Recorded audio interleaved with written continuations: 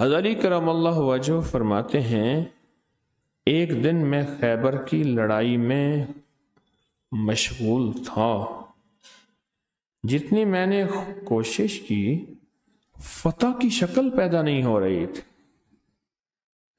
اور باب خیبر نہ کھلا، یعنی دروازہ کھلتا تو میں قلعے کے اندر داخل ہوتا، اور قلعے کے اندر داخل ہوتا تو میں قلعہ فتح کرتا، اور میں کوشش کر چکا۔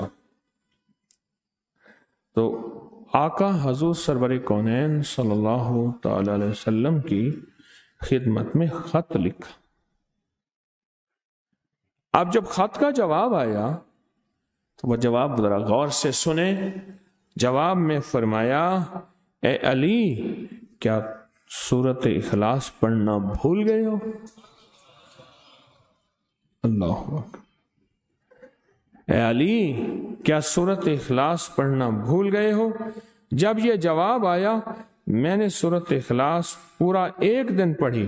جب دوسرا دن آیا میں نے فتح خیبر، باب خیبر کو فتح کیا، اس سے بنیاد سے اکھاڑا اور 40 قدم دور پھینک دیا۔ 40 قدم دور پھینک دیا۔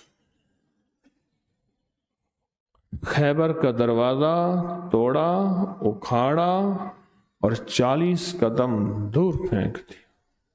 پورا ایک دن پڑھی سورۃ اخلاص، اور سورۃ اخلاص پڑھی، اور پھر دوسرے دن کیا فرمایا؟ دوسرے دن بس پھر اللہ نے خیبر کو فتح کر کے دکھایا، خیبر کو فتح کر کے دکھایا۔